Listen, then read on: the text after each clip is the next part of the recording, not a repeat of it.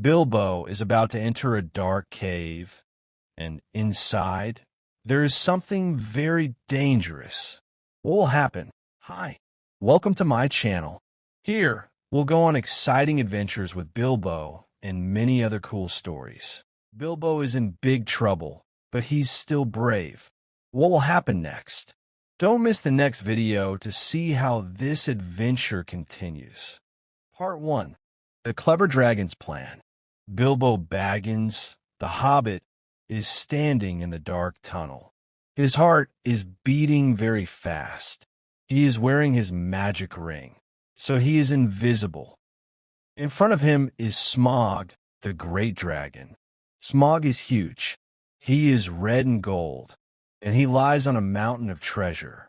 Gold, jewels, and beautiful things are all around him. A moment ago, Bilbo was talking to the dragon. Smaug asked him many questions. "Who are you? Where do you come from?" he said. Bilbo was very afraid, but he tried to be clever. He did not say his real name. He called himself Barrel Rider and Web Cutter and Ring Winner. He said nice things to the dragon. He said, "Oh, Smaug, you are so great and strong." But Smaug is very old and very clever. He listened to Bilbo's voice. He thought about the words. He knew the dwarves were outside the mountain, and he remembered the men who lived far away on the long lake. Their town was built on the water. The men used boats and traded with the dwarves long ago.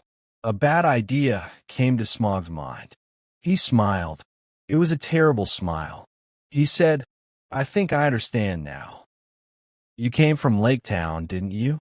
Those men helped you. They gave you food and boats. I know their smell. They will be sorry. They will learn not to help thieves." Bilbo heard this and felt a cold fear. He wanted to shout, "No, it is not true." But he said nothing. He was too scared. Then Smaug moved. It was a slow, powerful movement. Coins and gems fell like water from his sides.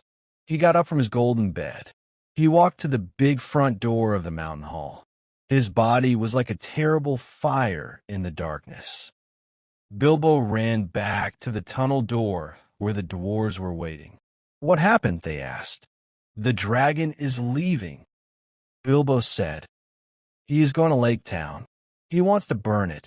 The dwarves and Bilbo went out of the tunnel. They stood on a narrow, stony path on the side of the lonely mountain. It was night. Then they saw him. Smaug came out of the great door. He spread his enormous wings.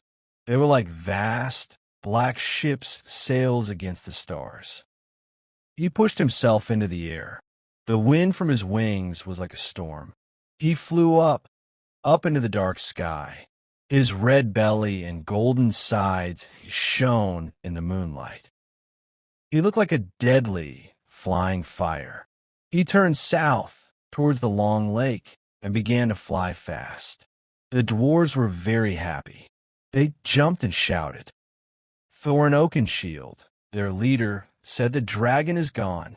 The mountain is ours. Our home is free." They started to talk about the treasure inside. They wanted to go in and see all the gold. But Bilbo did not feel happy. He watched the red light in the sky. It became smaller and smaller, like an evil star moving away. A heavy feeling was in his stomach. He thought about the people of Lake Town. He thought about their wooden houses on the water. He remembered their kindness. He felt responsible. He turned to the happy dwarves. "This is not a good thing," he said quietly. "A dragon is not just a simple monster. He is wicked and clever. He is going to hurt innocent people because of us. I am afraid our troubles are not finished. They are just beginning." And Bilbo was right. Far to the south, in the quiet lake town, everyone was sleeping. No one knew that death was flying towards them in the night. If you like this video, don't forget to like, comment, and subscribe. Tell me what you think about Bilbo's adventure in the comments. Part 2. Fire on the Water. Far to the south, on the long lake, the people of Lake Town were sleeping. The night was quiet and calm. The wooden houses and walkways sat peacefully on the water. The only sounds were the gentle moving of the lake and the wind in the ropes. A man named Bard was not sleeping. He was a tall, grim man, a descendant of the old lords of Dale. He stood on a wooden pier, looking north towards the lonely mountain. He felt worried. For days, there had been strange rumors. People talked about Thorin Oakenshield and a company of dwarves going to the mountain. Bard knew that waking the dragon was a dangerous game. Suddenly, he saw something. A small, red glow in the distant north. It was like a tiny, angry star. His heart beat faster. He watched as the glow grew bigger and brighter. It was moving. It was coming towards them. "Wake up!" he shouted, his voice cutting through the quiet night. "To arms! To arms! The dragon is coming!" People came out of their houses, confused and rubbing their eyes. They looked north. Now they all saw it. The red light was not small anymore. It was a great fire in the shape of a winged beast. They could hear a sound now, a rushing, roaring sound like a terrible storm growing closer. It was the sound of Smaug's wings. Panic began. People screamed and ran. Mothers grabbed their children. Men tried to find their bows and spears. The master of the town, a fat and fearful man, shouted meaningless orders from his great house. But it was too late for orders. Smaug arrived. He flew over the town like a hurricane of death. His shadow covered the moon. He circled above them once, a creature of nightmare made real. His eyes glowed with a pale, cruel light as he looked down at the tiny, frightened people. "I am fire," his voice boomed, shaking the very boards of the town. "I am death. You helped the thieves, and now you will burn." He opened his jaws. A river of fire poured out. It hit the roof of the great house first. The drywood exploded into flames instantly. Smaug flew back and forth. Every breath was a new disaster. He breathed fire on the market, on the bridges, on the storehouses. The beautiful wooden town, built over generations, began to burn like a giant bonfire on the water. People ran in every direction. Some tried to fight. Brave archers, commanded by Bard, shot their arrows. Hundreds of arrows flew up towards the monster. But it was useless. They hit his hard, jewel-covered scales and broke into pieces, falling back like harmless rain. Smaug laughed, a deep, rumbling, horrible sound. "Your arrows are like fly stings to me," he roared. The heat was unbearable. The smoke was thick. The air was full of the sounds of crackling fire, breaking wood, and the screams of people. Many jumped into the cold, dark water of the lake to save themselves from the flames. They held on to broken pieces of wood, watching their homes and their lives turn to ash. In the middle of this chaos, Bard fought on. He stood on a burning platform, his great bow in hand. He shot arrow after arrow. His last arrow was ready. It was a black arrow, very large and strong. He had used it many times in his life for hunting, and he always got it back. But this time he feared he would not. He looked at the dragon, flying proudly through the smoke and flames, destroying everything. Bard knew they could not win.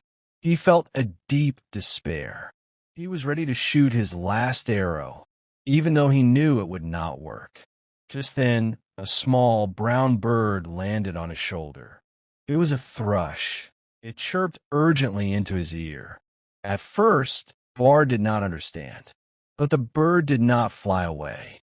It chirped again, and something in its eyes was very wise and understanding. And then Bard remembered an old story. He remembered that the thrushes of the lonely mountain could understand the speech of men. A tiny spark of hope lit in his heart. Maybe, just maybe, this bird had a message. Part 3. The messenger bird. The little thrush stayed on Bard's shoulder. Its feet clung to his coat. All around them was fire, noise, and chaos. Smoke made it hard to see and breathe. People were shouting and crying. Smog flew in the sky above, roaring with laughter and fire. Bard looked at the small bird. He was a strong man, used to danger, but he felt very tired now. His town was burning. His people were in the cold water. His arrows could not hurt the dragon. He was ready for the end. The bird chirped again. It was not a simple bird sound. It was fast and urgent. It sounded like it was trying to speak. Bard listened very carefully. He remembered old tales from his grandfather. His grandfather talked about the birds of the lonely mountain. He said they were wise. He said they could understand the language of people. They remembered things. The bird turned its head. It looked towards the north, towards a mountain. Then it looked at Bard's face. It chirped one word, dragon. Yes, the dragon, Bard said, feeling hopeless. I see him. But the bird was not finished. It jumped a little on his shoulder. It chirped a short song. The song had strange words. They were not words of men. They were words of an older world. But in the middle of the song, Bard heard something he understood. The bird seemed to say, breast, left side, bear, no stone. Bard's eyes opened wide. He suddenly remembered another story. A story from his family. A story about dragons. Every dragon has one weak spot. One place without armor. One place where an arrow can go in and find the heart. He looked up at Smog. The dragon was turning in the air. He was getting ready to breathe fire again on the people in the water. For 1 second, the light from the burning houses shone on the dragon's belly. It was covered in gold and jewels that stuck to his skin from sleeping on the treasure. They glittered like a terrible, beautiful armor. But then Bard saw it. As Smog turned, a patch of his underside was visible. On the left side of his chest, there was a place that was different. The jewels there were old and black. They had fallen off long ago. And in the middle of that patch, the skin was bare. It looked pale and soft. It was the size of a small shield. It was his weak spot. It was the place the bird was talking about. Hope, fast and hot like the dragon's fire, filled Bard's heart. He was not finished yet. He had one arrow left. The black arrow. He looked at the arrow in his hand. It was long and straight, made of strong, dark wood. The point was sharp and cruel. He had used this arrow many times. He shot at birds, at deer, at fish, and he always found it again and used it again. It was his lucky arrow. It was his last hope. He put the black arrow against his great bow. The bow was made of wood and was as tall as a man. It was very hard to pull, but Bard was strong. He pulled the string back. He pointed the arrow at the sky. He aimed at the great, flying shadow. But Smog was fast. He was moving all the time. Smoke was everywhere. It was a very, very difficult shot. He needed the dragon to come closer. He needed him to stay still for just one moment. Bard took a deep breath. He waited. He was calm now. All the noise around him seemed to become quiet. He only saw the dragon. He only thought about the bare patch on the left breast. He whispered to his arrow, a family tradition. Black Arrow, he said, you have never failed me. I have found you and used you again many times. Fly now one last time. Do your work well.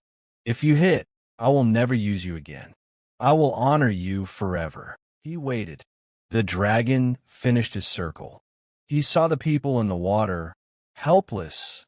He smiled his terrible smile. He opened his mouth, ready to burn them all. He came lower. He slowed down. For one perfect, quiet second, he was almost still in the air. This was the moment. Bard let the arrow go. Part 4. The Fall of the Dragon. The black arrow flew. It did not make a sound. It was like a dark thought shooting through the smoky, orange air. Bard watched it. The world around him seemed to move very slowly. He saw the arrow rise. It passed through clouds of smoke.